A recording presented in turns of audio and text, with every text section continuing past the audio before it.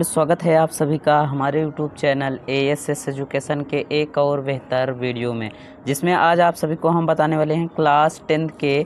देख सकते हैं कि क्लास 10th मैथ का जो मॉडल पेपर होता है उसके बारे में, तो वीडियो इन तक ज़रूर देखिएगा। और यहाँ पेपर आपके लिए पेपर में जो बोर्ड पेपर का 2023 का जो बोर्ड पेपर होगा उस पेपर के लिए बहुत ही लाभदायक है। तो ठीक, तो वीडियो इन तक ज़रूर देखिएगा और प्लीज़ चैनल पर नए आए हों तो चैनल को भी सब्सक्राइब करें। ठीक, तो जैसे यहाँ आपको दिया गया है 3 घंटे का समय, देख रहे होंगे 3 घंटे का। प्रारंभ में 15 मिनट आपको पढ़ने के लिए दिया जाएगा। ठीक, आपको निर्देश भी दिए गए हैं, निर्देश आपको पूरी तरीके से पढ़ना है। पढ़ने के बाद पेपर को ओपन करना है। तो चलिए, यहाँ से दिख रहा है कि सभी खंड करना है। क्या करना है? सभी खंड कीजिए। प्रत्येक खंड में 4 विकल्प दिए गए हैं, जिनमें से केवल एक सही है। सही विकल्प को छांटकर अपने अभ्यास पुस्तिका में लिखना है। सिर्फ देख रहे हैं कि इसमें आपको एक एक नंबर का दिया गया है, तो एक नंबर में आपको सही विकल्प सिर्फ छांटना है और सही विकल्प के सामने का टिक लगाकर उसे अपने अभ्यास पुस्तिका में लिख देना है। तो जैसे पहले दिया गया है संख्या 144 के अभाज्य गुणनखंड से अभाज्य गुणनखंड को घात का योग बताइए। तो घातों का यहाँ क्या बताना है? योग बताना है। दूसरा ख नंबर है द्विघात समीकरण x² - 4 का मूल है। तो ठीक, यहाँ से आप मूल लगा सकते हैं। सिर्फ आपको टिक कहाँ लगाना है? सिर्फ एक क्वेश्चन पे, जहाँ पे आपका जो सही होगा उसी को आपको सिर्फ अपने अभ्यास पुस्तिका में लिख देना है। ठीक, अब नेक्स्ट है ग नंबर, बिंदु इतने से y अक्ष की दूरी ज्ञात कीजिए। तो y अक्ष की क्या करना है? दूरी ज्ञात कर देना है। घ नंबर है कि कोण ABCD में यदि AB बराबर 6 रूट में 3 सेमी है, AC बराबर 12 सेमी है तथा BC बराबर 6 सेमी है, तो त्रिभुज कोण B का मान ज्ञात कीजिए। ठीक, आपको यहाँ से कोण B का मान ज्ञात कर देना है।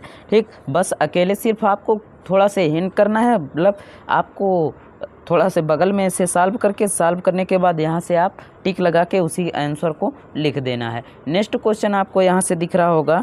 नेक्स्ट क्वेश्चन अंगा नंबर, देखिए अंगा नंबर आपको दिख रहा होगा चित्र में, बिंदु 0 का बिंदु A तथा P से देखने पर अवनमन कोण की माप है। अवनमन कोण की माप है, इसमें अवनमन कोण ठीक देखना है। A तथा P, A बिंदु और P बिंदु से देखने पर अवनमन कोण का माप क्या होगा? 30 अंश या 45 अंश, 45 या 60 अंश या 45 30 अंश, या इनमें से कोई नहीं। तो सिर्फ आपको एक टिक जो सही है वही टिक सही का टिक लगा के आपको लिख देना है। तो नेक्स्ट क्वेश्चन में हम बात, चलिए नेक्स्ट क्वेश्चन 4 नंबर है, निम्नलिखित बारंबारता के बाटन का बहुलक वर्ग ज्ञात कीजिए। ठीक, बहुलक वर्ग ज्ञात करना है, तो इसमें सिर्फ आपको एक टिक करना है, जो आपको सही लगता है उसी पर टिक कर दीजिए।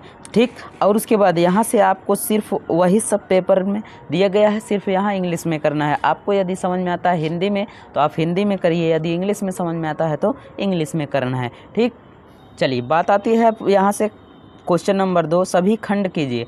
तो यहाँ से आपको के किस मान के लिए निम्न युगपात समीकरण 3x + y तथा इतने 2x के x + k1y 2k + 1 का कोई हल नहीं होगा। तो इस समीकरण को हमने क्या किया है? द्विघात समीकरण का यह सूत्र सवाल है, तो इसको हमने बताया है। तो आप उस वीडियो को ज़रूर देखिएगा, आप हल करेंगे, आसान तरीके से हल कर सकते हैं और आपको 1 नंबर मिल जाएगा।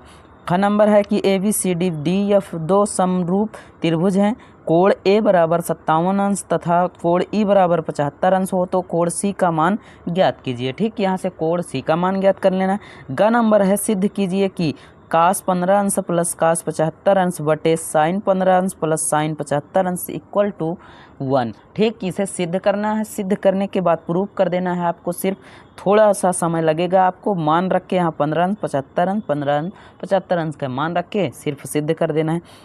घ नंबर है, वर्ग 35 और 55 का वर्ग चिन्ह ज्ञात कीजिए। तो वर्ग चिन्ह ज्ञात करना है, सिर्फ आपको टिक लगा के छोड़ देना है। ठीक, अब उसी पर यहाँ पर आपका फिर से क्या आ जाता है? इंग्लिश में। ठीक, क्वेश्चन नंबर हम 3 की बात, तो चलिए क्वेश्चन नंबर 3 देखिए कि सभी खंड यहाँ से भी क्या करना है। तो क नंबर है, एलक्लिक एलखुरत के प्रयोग से 272 तथा 1032 का महत्तम समापवर्तक ज्ञात कीजिए। तो यह 2 नंबर का है, इसको भी हमने बता दिया है, तो आप आसान तरीके से कर सकते हैं। ठीक, यह युगपात समीकरण से है, तो युगपात समीकरण से आप हल कर सकते हैं। के किस मान के लिए समीकरण इतने के मूल बराबर हो सकते हैं। इस सवाल को भी हमने आसान तरीके से बताया है, उस वीडियो को ज़रूर देखिएगा। आप आसान तरीके से क्या कर सकते हैं, हल कर सकते हैं। ग नंबर, यदि ए का जो बिंदु है, ए बिंदु दिया गया है 5-1 कामा, बी का बिंदु जो दिया है -3 कामा -2 तथा सी का जो बिंदु दिया गया है -1 और 8। त्रिभुज ABCD के शीर्ष हैं 2, तो शीर्ष ए से जाने वाली माध्यिका की लंबाई ज्ञात करना है। क्या करना है, माध्यिका की लंबाई ज्ञात करना है। अब घ नंबर आपका है, मान ज्ञात कीजिए कि 5 cos स्क्वायर 60 अंश प्लस 4 sin स्क्वायर 30 अंश माइनस tan स्क्वायर 45 अंश प्लस cos स्क्वायर 90 अंश का मान ज्ञात कीजिए। ठीक, तो यहाँ से 2 नंबर का क्वेश्चन है, तो आप आसान तरीके से क्या कर सकते हैं, इसको भी हल कर सकते हैं। अभी हमने इस पर वीडियो नहीं बनाया है, लेकिन जल्द ही हम आपको वीडियो बनाएंगे और आसान तरीके से क्या कर सकते हैं, आप हल कर सकते हैं। ठीक, चलिए यहाँ से 4 नंबर क्वेश्चन है, सभी खंड कीजिए। सिद्ध कीजिए कि √2 एक परिमेय संख्या नहीं है। यह भी 2 नंबर का है, सिर्फ आपको 2 लाइन में करना है, कर दीजिएगा। ठीक, ख नंबर है, 10 सेमी त्रिभुज 6 सेमी त्रिज्या के 10 सेमी त्रिज्या तथा 6 सेमी त्रिज्या के संकेंद्रीय वृत्त खींचिए। बड़े वृत्त की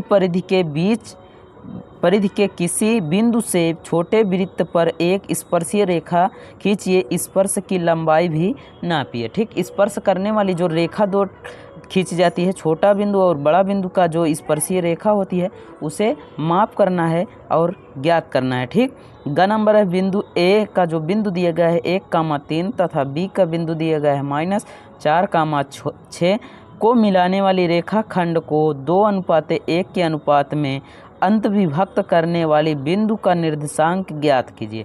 ठीक, निर्देशांक क्या करना है, ज्ञात करना है। अभी इस पर हमने वीडियो नहीं बनाया, लेकिन जल्द ही आपको वीडियो अवेलेबल होगी। ठीक, घ नंबर, यहाँ से आपको घ नंबर दिख रहा होगा। चित्र में 2 के सकेंद्रीय वृत्त जिसका केंद्र O है, त्रिज्याएं 7 सेमी है तथा 3:5 सेमी हैं के चाप PQ तथा AB, मतलब 2 चाप लगे हैं PQ तथा AB। यदि कोण, यहाँ से कोण POU बराबर 30 अंश हो तो छायांकित भाग का क्षेत्रफल ज्ञात करना है। क्या ज्ञात करना है, इसमें छायांकित जो भाग दिख रहा है, इस छायांकित भाग का क्या ज्ञात करना है, आपको क्षेत्रफल ज्ञात करना है। ठीक, इसी प्रकार आप आसान तरीके से यहाँ भी कर सकते हैं, इसको क्षेत्रफल ज्ञात कर सकते हैं। मिलते हैं आपको नेक्स्ट क्वेश्चन। चलिए यहाँ से देखिए 5 नंबर, सभी खंड कीजिए। तो यहाँ से सभी खंड करना है, आपको एक भी सवाल ड्रॉप नहीं करना है, सभी को करना है। यदि अथवा जहाँ आ जाता है उसी सवाल को आपको देखना है कि उन दूसरे सवाल में है कि या नहीं है। जो आपको समझ में आता है उसी सवाल को हल करेंगे। यहाँ से दिया गया है, निम्नांकित श्रेणी में एक गाँव के 100 गेहूँ के खेतों में उपज क्विंटल प्रति हेक्टर में दी गई है। क्विंटल प्रति हेक्टर मध्य उपज ज्ञात कीजिए। ठीक, उपज प्रति हेक्टर क्विंटल में, तो इसको ऐसे खड़े खड़े लिख देना है। खड़े खड़े लिखने के बाद यहाँ से 40 और 4, यहाँ से 6 ऐसे है, तो इसका पहले 1 लिख लेंगे, फिर उसके बाद 1 लिख के सब में गुणा कर देते चले आना है। इसको जोड़ के उसको जोड़ के हल कर देना है। इसका भी वीडियो अभी हमने नहीं बनाया है, तो जल्दी हम उसका वीडियो बनाएंगे। ख नंबर, निम्नलिखित रैखिक समीकरण युग्म को हल कीजिए। तो मेरे बताने का एक मेन मकसद है कि आप पहले पेपर को देख लीजिए। हमने सिलेबस भी बता दिया है, पेपर को भी बता दे रहे हैं। तो जो आपको पेपर में आ रहा है, आएगा, मोस्ट इम्पॉर्टेंट क्वेश्चन आपको हम ज़रूर पूरी तरीके से बताएंगे।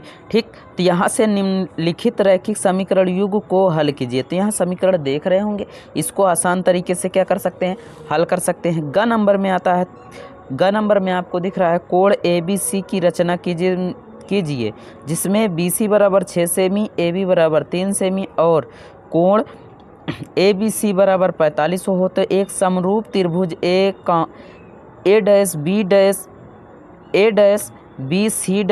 की रचना कीजिए जिसमें संगत भुजाएं ABCD, त्रिभुज ABC की भुजाएं की 3/4 हों, भुजाओं की 3/4 हों।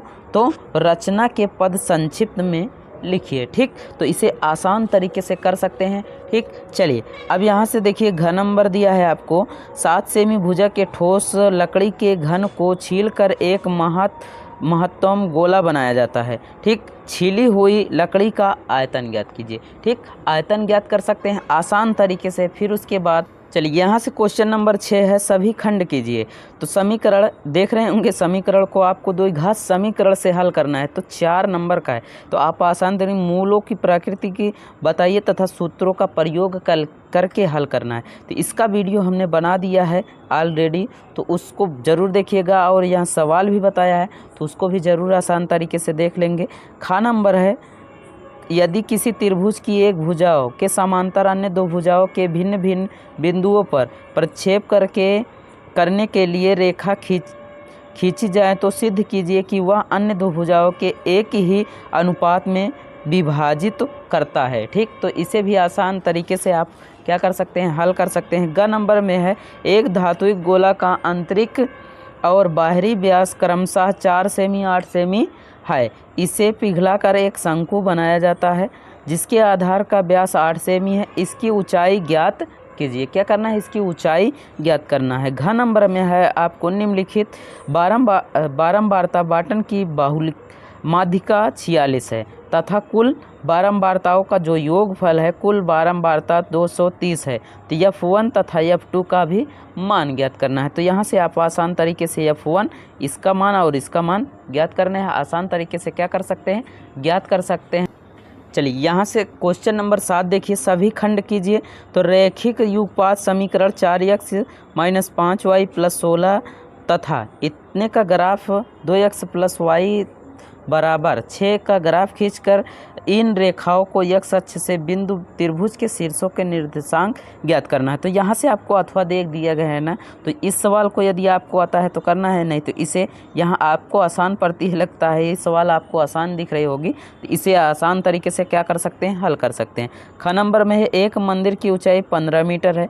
मंदिर के शीर्ष से सड़क के दूसरे ओर बने भवन शीर्ष का उन्नयन कोण 30 अंश है तथा भवन के पाद का उन्नयन कोण 45 अंश है। सिद्ध कीजिए कि भवन की ऊंचाई 5 कोष्टक में 3 + रूट में 3 मीटर होगी। अथवा करके इस क्वेश्चन को भी क्या कर सकते हैं, चाहे आपको इस क्वेश्चन को करना है चाहे इस क्वेश्चन को करना है, दोनों में से एक क्वेश्चन को करना है। यहाँ आपके 6 नंबर का है, तो ठीक, तो इन दोनों में से एक क्वेश्चन करना है, इनमें दोनों में से एक क्वेश्चन करना है। दोनों कर देंगे तो आपके नंबर क्या हो जाएंगे, कट जाएंगे। ठीक, उसके बाद आप देखिए पूरी तरीके से फिर से आ गया इंग्लिश में। तो हमने बताया कि आपको यदि हिंदी में समझ में आता है तो आप हिंदी में करेंगे, इंग्लिश में समझ में आता है तो इंग्लिश में करेंगे। मिलते हैं आपको नेक्स्ट पेपर लेकर, तो तब तक के लिए thank you, take care, good bye, जय हिंद।